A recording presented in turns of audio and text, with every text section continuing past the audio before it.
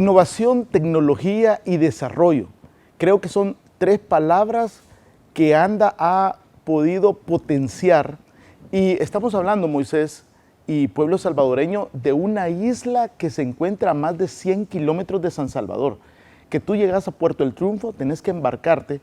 Una isla donde las familias, alrededor de 150 familias, obtenían su agua a través de pozos artesanales, punteras, como se les conoce en el lugar.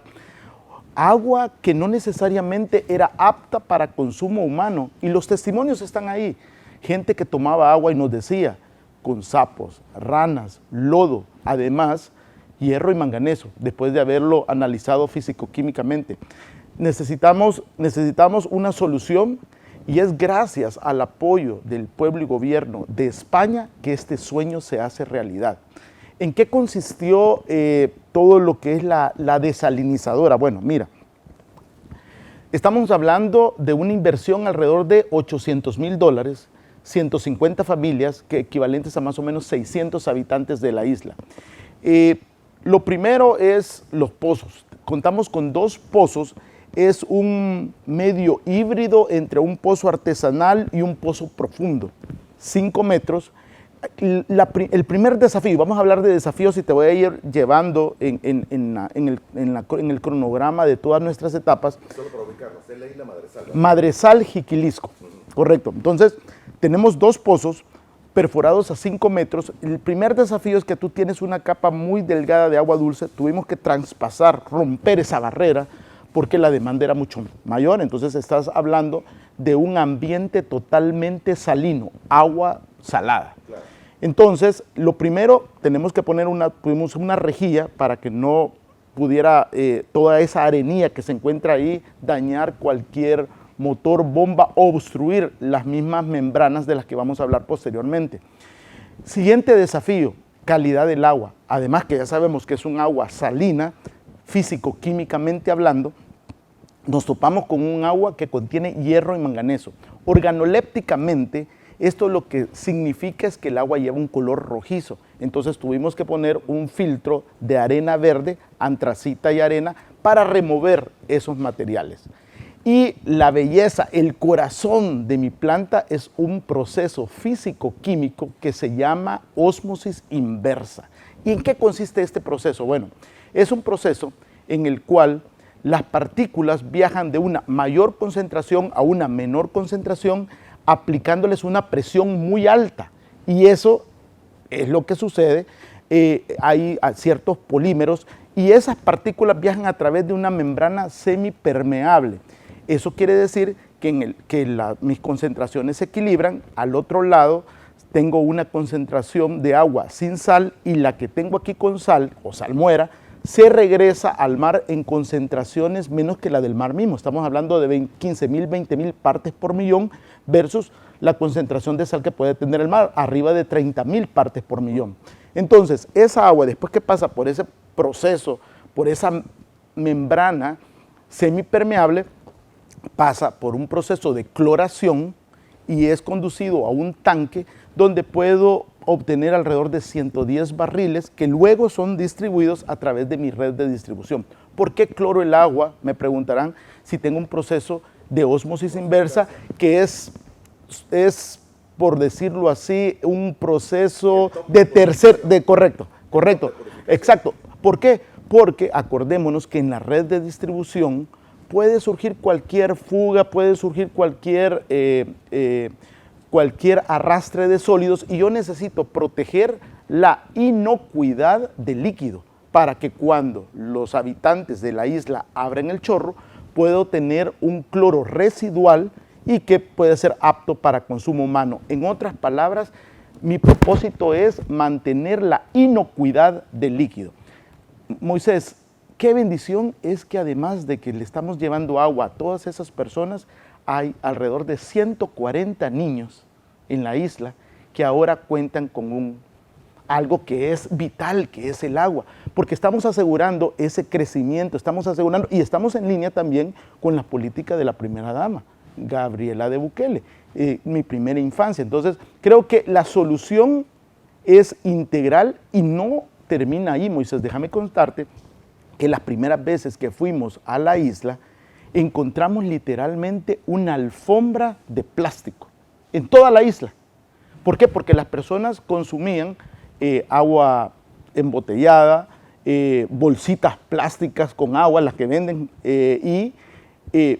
nosotros creo que le apostamos a una solución integral. Agradezco el liderazgo del Ministerio de Medio Ambiente, nuestros héroes de la PNC y lo principal, el empoderamiento de la comunidad, porque en menos de una semana la isla se volvió libre de plástico, cero. Y esto no termina acá, porque nosotros como ANDA vamos a padrinar esa isla, vamos a darle continuidad, porque al final del día tenemos que buscar esa sostenibilidad de la planta. Tenemos en stock químicos, tenemos en stock también algunas piezas y los operadores, son 2 operadores y hay un coordinador específicamente para este proyecto que está empoderado. Tenemos una mujer empoderada lugareña del lugar. El sistema es automatizado, digitalizado, Moisés. Suministro de energía eléctrica garantizado. Ese fue otro gran reto hay que llevar la energía hasta la isla. por la calidad, ese fue otro gran reto, Moisés. Entonces, las cosas se pueden hacer.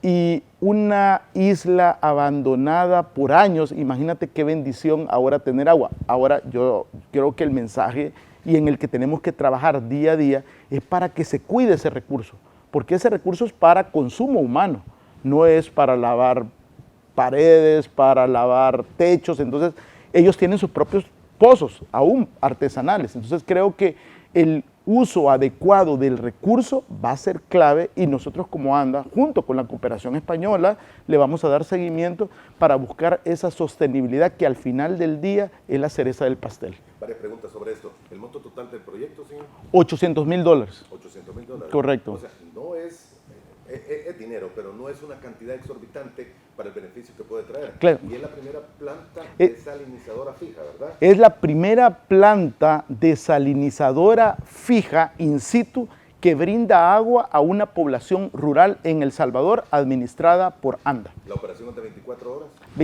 Sí, Permanente. permanente. Permanente. Ahora, la capacidad, me dijo usted, ¿cuántos barriles eran? Bueno, la demanda está, para que tengas una idea, la demanda proyectada con que estamos trabajando son 90 litros por persona por día. Hemos sectorizado la isla.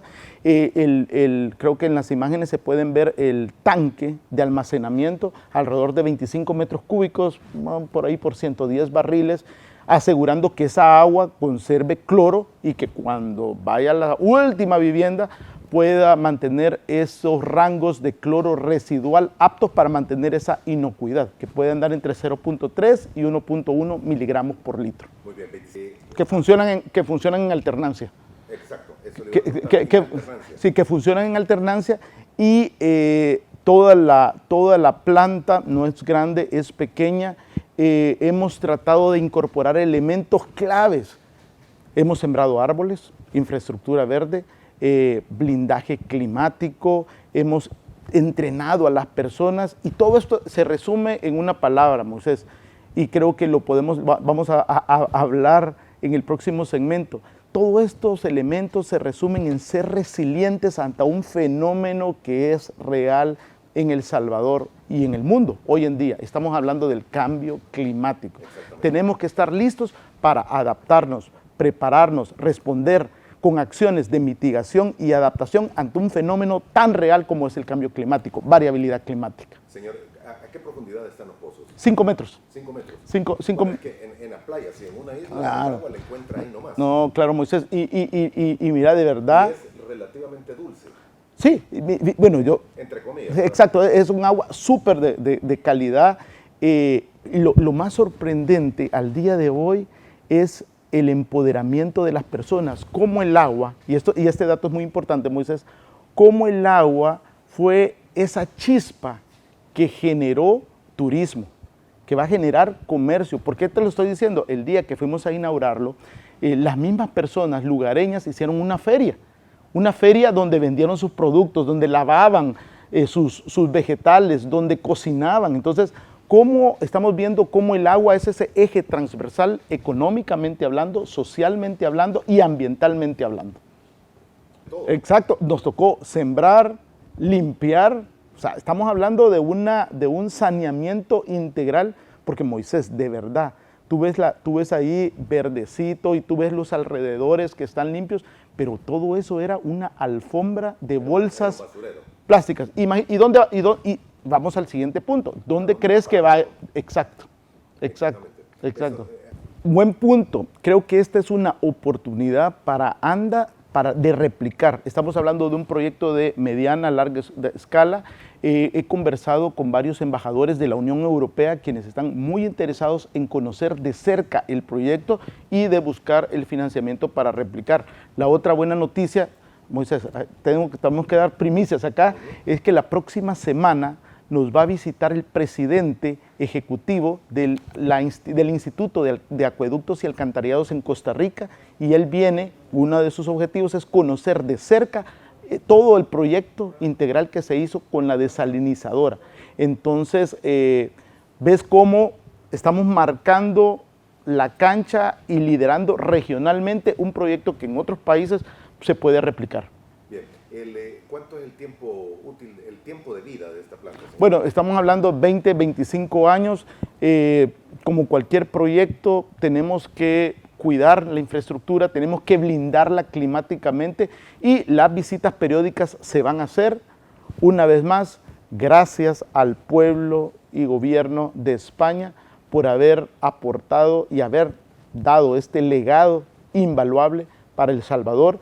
En esta inauguración fue un tanto agridulce, se lo conversaba también al embajador el otro día, porque la directora de la cooperación se despide del país.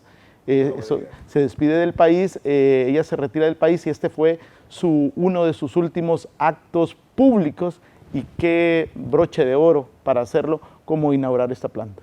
Cualquiera pudiese de sorpresa. Mira, yo creo que la pompa, el regocijo sí vale la pena. ¿Y por qué vale la pena? Porque estamos marcando un antes y después en la vida de personas que ni por cerca soñaron con abrir un chorro y tomar un agua de calidad.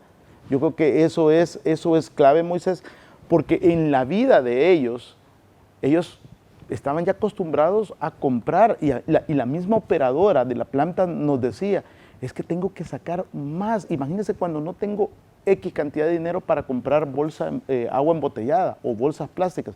Yo creo que esos son los hitos históricos que hacen impacto y marcan ese antes y después en una isla que nunca se imaginaron que ANDA y el gobierno iba a llegar. Yo creo que esto, Moisés, es una premisa básica. La población es y seguirá siendo el centro de las prioridades. Ese es el mandato del gobierno del presidente Bukele, y como institución estamos alineados y tratando de llegar más. Por supuesto, la brecha es grande, estamos cerrando esa brecha, hay mucho trabajo por hacer. Estos son esfuerzos que demuestran concretamente cómo ANDA está pasando del papel a la acción. Ok, señor, si esta es la primera planta fija desalinizadora, ¿significa que hay móviles? ¿Se tienen móviles en el país? Exacto, hay móviles. De hecho, hay un proyecto con el Banco Centroamericano de Integración Económica para instalar plantas móviles paquete en la zona de Surf City, correcto. Todavía no vamos a hacer el anuncio porque estamos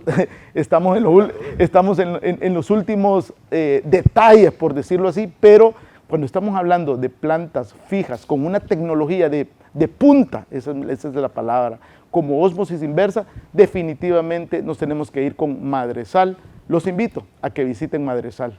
Muy bien, antes de pasar, ¿se hizo mejoras ahí? Claro, claro. Mira, lo que pasa que uno de los 5 ejes de trabajo es abastecimiento, y creo que el trabajo titánico de todos nuestros gente técnica está teniendo frutos. Por supuesto, no es un trabajo, y te lo voy a poner como un ejemplo, Moisés. Cuando se va la luz, tú recibes minutos, segundos, otra vez la energía, y no pasa nada, pero con el agua, para que tengas una idea, y creo que lo comentamos el otro día, por cada hora, digamos Torogós, que es la planta principal, la que abastezco al 40% de San Salvador, por cada una hora que esté fuera, ya sea por problemas eléctricos o problema de turbidez o alguna emergencia, eso significa el doble para San Salvador. y el agua no va a llegar automáticamente. Tengo que rehabilitar, exacto. Entonces, no puede encenderlas en seco, tiene que esperar. Exacto, entonces ese es un factor. Y el otro factor tiene que ver, y eso nos está pasando hoy por hoy, y yo puse unas fotos de evidencia en las redes sociales, el estado de la tubería. Moisés, en la colonia Costa Rica, en la calle Turrialba, yo crecí ahí, no voy a decir la edad, pero bueno, más de 50 años, la tubería de asbesto cemento, eso parecía cartón. Entonces, imagínate, y eso fue un pequeño segmento que rompimos, imagínate cómo está toda la tubería a nivel de la región metropolitana. Entonces, nos está tocando nuestros cazafugas, de verdad, nuestros agradecimientos, nuestro compromiso y entrega que tienen ellos, nuestra admiración, de verdad, porque los equipos cazafugas andan súper más activos y lo podemos ver, pero esa es la razón. Entonces, sí, correcto. Es solo para aguas negras, estamos hablando de agua potable, y solo para aguas negras estamos hablando de arriba de 200 millones. Entonces, y estamos en las mismas condiciones. Tenés un deterioro, falta de visión. Por supuesto, no podemos cambiar todo de un solo, eso se tiene que segmentizar, ¿verdad? Por segmentos, pero para muestra un botón. Y yo sí, de verdad, súper sorprendido cuando hicimos esa reparación de esa fuga en la colonia Costa Rica y la cañería, como que era cartón, Moisés. Sí, increíble. Y ahí están colgadas las fotos. Adicional que es asbesto también y no es muy saludable, que digamos. Exacto, y eso se hizo cuando se empezó a construir esa colonia. Aprovechando que está mencionando tubería. Creo que eso fueron aguas lluvias, Moisés, no fue aguas negras, pero yo creo que vale la pena mencionar, y justo vimos un reportaje de drenaje que TCS transmitió, y yo creo que es importante mencionar dos cosas. Uno, que nuestra capacidad de aguas negras en el sistema de alcantarillado, llámese colectores y pozos, está llegando a un punto de saturación. Y número dos, ¿por qué esa saturación? Porque además de su antigüedad, estamos hablando de colectores y de sistema de más de 100 años en algunas ocasiones, las aguas lluvias están conectadas, no de forma legal, a tus aguas negras. Tú tienes que tener dos conductos diferentes. Entonces, eso agrava el problema. Y sumado a eso, Moisés, lo que hablábamos al principio, todo el plástico y la basura que nosotros mismos tiramos a la calle, y eso va a parar a los colectores. Bien, aprovecho para Santa Tecla. Sí, mira, Santa Tecla se abastece del sistema Zona Norte, y esto creo que lo vamos a hablar en el último segmento, pero se lo adelanto. El sistema Zona Norte abastece al 30% del Gran San Salvador. Es un sistema que hoy por hoy tiene el 80% de deterioro. ¿Cuál es la buena noticia? BID, viene un proyecto alrededor de $100 millones para la rehabilitación, eficiencia energética de todo el sistema Zona Norte, que va a mejorar sin discusión Santa Tecla, Ciudad Merliot, Zaragoza y todos los alrededores. Esperamos que durante el último trimestre de este año podamos empezar. Ya justo ayer tuvimos una visita de alto nivel del gerente de infraestructura de agua, saneamiento y energía del BID, muy complacido con el trabajo que estamos haciendo. Ya pasamos toda esa etapa de análisis, de documentación, ya estamos esperando nada más la última etapa para arrancar, y definitivamente se va a ver mejorado el sistema. Y nuestra apuesta no solo es mejorar el sistema, sino que aquí también estamos apostando a tener y contar finalmente con una infraestructura resiliente en un sistema deteriorado y que es clave para sectores populosos del Gran San Salvador. Estamos hablando del 30% de agua que abastece al Gran San Salvador. ¿No te vemos en zona? Mira, lo más lógico, y lo vamos a corroborar ahorita mismo en paralelo, me imagino que hay fugas, porque cuando hay fugas tú tienes que cortar el agua, ¿verdad? Y porque eso también es importante, todos los días nosotros recibimos un consolidado de daños, ya sea electromecánicamente hablando o por fugas. Entonces, en el consolidado de la región metropolitana este día no aparece ningún daño mayor, por decirlo así, entonces debería de ser una reparación por fuga, pero gracias por la pregunta, vamos a consultar en paralelo. Bien, Moisés, buenos días, dice unas algas, ¿verdad? Bueno, mira Moisés, ¿cómo puedo resumir esto? Aseguramiento y control de la calidad. En Torogós se cuenta con un estricto protocolo de emergencia y tenemos dos épocas, la época lluviosa y la época seca.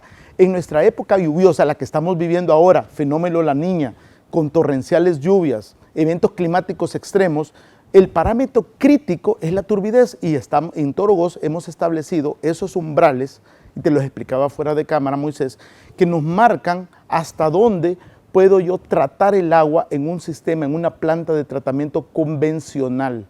¿Por qué? Porque tengo que añadir un químico, porque viene una rastra de lodos y principalmente porque tengo que salvaguardar la infraestructura. Además de eso, contamos con un laboratorio. ¿Tú te acuerdas cuando el presidente Bukele inauguró Torogós? Fuimos a ese laboratorio de control de calidad que tiene 3 áreas básicas: físico-química, microbiológica y metales pesados, además de aguas residuales. Entonces creo que el aseguramiento y control de calidad es básico. Tenemos un laboratorio certificado, respaldado por la Agencia de Protección Ambiental en Torogós y un laboratorio central, y no despegamos el dedo del renglón. Además, yo creo que ese es otro de los hitos que hemos hecho en estos meses, en estos 2 años. Contamos con un laboratorio de alerta temprana, 3 microbiólogos específicamente para ver el tema de algas en la época seca. Muy bien, tengo que hacer la primera parte mañana. Correcto, vamos a tomar nota en nuestras redes sociales, en nuestro equipo, para darle seguimiento, ya sea con nuestros cazafugas, con el equipo de aterrado y compactado o con el equipo mismo de técnico de abastecimiento en materia de agua. Ingeniero, si hay un... Claro, mira, yo creo que como parte del gobierno, bueno, estamos adentro de Protección Civil, apoyando. Creo que hemos en estas últimas lluvias instalado una mesa de crisis, nuestro observatorio de agua potable y saneamiento, en donde lo principal es monitorear las 5 plantas de agua superficial que tengo, incluyendo Torogós, en términos de turbidez, en términos de infraestructura. Esto no nos toma por sorpresa, estábamos preparados, el blindaje climático, lo hablamos desde el primer día, es clave. Y además de eso, en paralelo, creo que el equipo de comunicaciones hay que prevenir, avisar a la población lo que está sucediendo. Y otro factor, yo creo que otro elemento clave ante esta variabilidad climática que experimentamos es el call center 915, que también ayuda a responder de manera oportuna y eficiente a la población. Monitoreamos, Moisés, es como tú lo dices, muy complejo. Tenemos más de 500 plantas de bombeo y de rebombeo. Tenemos el tema eléctrico que puede afectar, tenemos turbidez, y no solo en agua potable, también en el alcantarillado, porque cuando tú tienes descargas, voy a atrasarme, cuando tú tienes una lluvia que es corta y con una precipitación grande y tienes tuberías de aguas lluvias conectadas a aguas negras, tú tienes esos rebalses. Entonces es una situación muy compleja que tratamos de monitorear, de dar seguimiento, y también guardando todas las precauciones, porque tenemos que salvaguardar también la vida de nuestros trabajadores. Entonces estamos día a día monitoreando lo que se viene. Creo que esa articulación es un factor común denominador como gobierno. Junto con el Ministerio de Medio Ambiente tenemos ese diálogo diario constante con el Observatorio Ambiental, que nos ayuda a tomar decisiones y a estar prevenidos como lo estamos. Cambio climático tenemos que tomarlo en cuenta. Bueno, mira, como lo he mencionado, lo que se está viviendo no solo en El Salvador, sino que a nivel mundial tú tienes olas de calor. Te comentaba fuera de cámara, acá viste la lluvia que pasó el día de ayer, corta, 20, 25 minutos, vientos fuertes, pero no solo en El Salvador, también en Panamá. Entonces, ¿qué nos quiere decir? Bueno, cambio climático, ¿Cuáles son nuestras medidas de adaptación, mitigación? ¿Cómo vamos a prevenir? ¿Estamos siendo resilientes? Por supuesto, pero creo que lo más importante es cómo saber absorber y responder esos shocks que vienen instantáneos, y para eso tenemos que prevenir. Tú me decías cuánta lluvia ha caído en lo que va del año. Es un país que tenemos bastantes condiciones, o sea, una precipitación alrededor de que 1.800 milímetros por año. Y no lo estamos aprovechando. Claro, entonces yo creo que también tenemos y estamos trabajando ya junto con el medio ambiente, porque tenemos que pasar del papel a la acción, y hay algunos cooperantes que nos van a ayudar en términos de reservorios y cómo captar esa agua. Y hay proyectos que ya lo están haciendo. Pero creo que también aquí una arista muy importante, Moisés, y hay que decirlo, es apostarle a la infraestructura verde. Tenemos que continuar con esa reforestación para que no el agua no solo caiga y se vaya de un solo y pueda causar estragos. Entonces nosotros, si tú lo has visto, en la mayoría de plantas y de pozos que estamos inaugurando, estamos sembrando y lo vamos a continuar haciendo. Una forma de captar agua más en mayor cantidad. ¿No podría haber un proyecto gigantesco en el país? Claro, lo que pasa es que se tiene que ver esa viabilidad técnica. De hecho, en Costa Rica, me decían, tienen una captación como tipo lagunas, que el agua se filtra, y un método ancestral auspiciado por la Unión Europea. Estamos tratando de obtener esa información, de conocer ese proyecto, porque eso hace que tu mismo manto freático se recargue. Entonces, vale la pena. La tecnología están las experiencias de éxito regionalmente que se pueden duplicar. Esa cooperación triangular es clave. ¿Por qué no hacerlo? Muy bien. Ha habido pasantes, ¿verdad?, en el territorio salvadoreño. Claro, mira, como lo mencioné la última vez, yo estudié en la Universidad de Ozarks, en Arkansas, y desde hace 8 semanas están a punto de terminar 8 estudiantes que han venido a El Salvador y a hacer y esta es la primera vez que tenemos pasantías a nivel de ANDA. ANDA creo que es y estoy seguro de esto, es un laboratorio viviente que tiene esas condiciones académicas, profesionales, para transmitir todo ese conocimiento en un montón de aristas. Los pasantes están trabajando en 3 áreas: comunicaciones, eficiencia energética y servicio al cliente, y están no solo como pasantes de una universidad americana, sino que están trabajando durante estas 8 semanas, han trabajado con estudiantes de universidades locales, Moisés. Hace varias semanas el presidente de la universidad vino porque tenía un mandato claro. Hay 3 universidades que son auspiciadas, tienen becas por la Fundación Walton, los dueños de Walmart, y la familia Walton les llamó la atención el caso de El Salvador. Entonces yo creo que ¿quiénes van a ser nuestros mejores embajadores? Van a ser los pasantes. Entonces ellos, ahora que regresen a Estados Unidos, vamos a tratar de capturar esas historias de éxito para que en el futuro, y por qué no decirlo, en el verano 2023, no solo podamos tener estudiantes de una universidad, que podamos tener estudiantes de las 3 universidades, Ozarks, John Brown y Harding, en El Salvador haciendo pasantías. Esto de verdad no hubiese sido posible también sin el apoyo de la Agencia de Cooperación del Salvador, ESCO, que trabajamos mano a mano para que esto en un tiempo récord pudiera ser realidad. Muy bien. Señor, es así. Bueno, mira, lo que pasa es que sí hemos tenido algunos retrasos con el material, con la mezcla asfaltante, y por las lluvias algunas veces se nos dificulta. Entonces, el círculo es, tú tienes una fuga, se reporta, los cazafugas interactúan, después viene un equipo de aterrado y compactado que termina el hoyo, y después tienes que esperar que las condiciones lo ameriten para asfaltar. Si nosotros no podemos asfaltar, la articulación está con Fovial. Yo me comunico con el director de Fovial para que esa coordinación se dé, y tratamos de cerrar ese círculo en el menor tiempo posible. La comprensión del caso a la población para ir cerrando esos círculos, y estamos abiertos a sus comentarios, a sus reportes, para poder ir avanzando en este tema, Moisés. Bien. Señor, ¿qué se tiene en el corto plazo en los proyectos de ANDA? Bueno, pregunta importante. Por supuesto, toda la rehabilitación en materia de agua potable y de eficiencia energética en el sistema Zona Norte, como lo mencioné. Además de eso, viene un proyecto también con el Banco Centroamericano de Integración Económica para meterle a Guluchapa, que es mi otro sistema que abastece el 30% al Gran San Salvador, donde sectores como San Marcos, Santiago Texacuangos, San Francisco Chinameca, ese sector sur se va a ver abastecido, rehabilitando más pozos en esa batería que se tiene. De esta manera, yo creo que estaríamos cerrando y vamos a estar cerrando el ciclo de mis 3 principales fuentes de abastecimiento en el Gran San Salvador.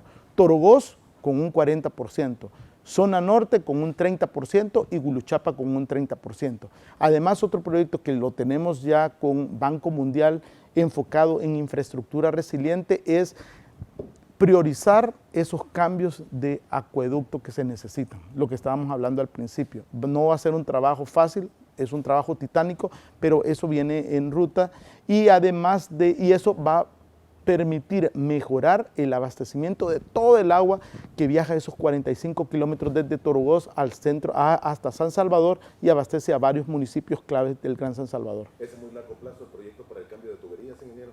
Sí, lo que pasa que... ¿A qué tan largo plazo? Bueno, mira, esperamos arrancar el próximo año. Ahorita estamos en esa fase de análisis, diseño, identificación, conceptualización. Esperamos que, el próximo año 2023 podamos ya podamos identificar y tener esos segmentos que vamos a notificar y vamos a hacer público para que tú puedas ver ese cronograma de dónde vamos a empezar. Muy bien. ¿Reforma, señor? Bueno, yo creo que esa pregunta es clave y hoy por hoy, y lo quiero enfatizar, no vamos a tocar y afectar el bolsillo de la población. Lo que estamos haciendo, y creo que vale la pena mencionar, es todo el tema de la micromedición, porque sí estamos cambiando medidores. Hay medidores de 1900 ayer, Moisés, y esos medidores están en diferentes zonas, y sin ese medidor que te marca lo que realmente consume, entonces pasas a pagar lo mínimo, 2.29, 2.39. Entonces, ahora que estamos cambiando esos medidores, tú estás realmente marcando, son dos fenómenos que pueden pasar. Uno, te marca lo que estás consumiendo, pero también te permite identificar si tú tienes fugas internas. Y nosotros tenemos un equipo que creo que también lo hemos puesto a disposición de ultrasonido, que puedes identificar tus fugas internas que tiene. ¿Y cómo hacemos eso? Bueno, y fuimos a la casa de una de nuestras usuarias, cerramos todo y el medidor seguía corriendo. Entonces, con la cliente nos pusimos los audífonos y pudimos determinar fugas internas en una casa de más de 50 años. Y ya no se había ni percibido de eso. Entonces, yo creo que eso es también clave, pero gracias por la pregunta. No vamos a alterar ni afectar el bolsillo y la economía salvadoreña en estos momentos. Casi de la misma autoridad. No, entiendo que ya la Autoridad Salvadoreña del Agua tiene un presidente, tiene un director ejecutivo. Pero falta el reglamento. Exacto, se está trabajando y en paralelo, como institución, nosotros estamos trabajando en un borrador, en un anteproyecto de ley que va a marcar las reglas claras cuando hablamos del sector agua potable y saneamiento, operadores de agua potable y saneamiento. Yo creo que eso es bien importante. ¿ANDA se vuelve un operador? ANDA es el principal operador. No, yo sé, pero se vuelve solamente un operador y ya no un administrador total. ANDA es un operador de muchos que lo hay, somos el principal, pero tú tienes que estar claro que además ANDA, nosotros estamos presentes en 153 de los 252 municipios, existen operadores privados, sí, municipales. Entonces, ¿quién es el que dicta en términos de calidad, en términos de tarifa? ¿Quién los regula? No existe. Entonces, en eso hay que trabajar y hay que marcar las reglas claras del juego en términos de operadores cuando hablamos del subsector agua potable y saneamiento. Muy bien. Ingeniero, gracias por el tiempo que nos regaló esta mañana. Muy amable. No, gracias Moisés, gracias por la oportunidad y quería terminar esta entrevista diciendo, cuidemos El Salvador, cuidemos nuestro planeta hogar, no tiremos basura en la calle y lo más importante, cuidemos un recurso que es valioso y vital como es el agua. Muchas gracias. Gracias, señor.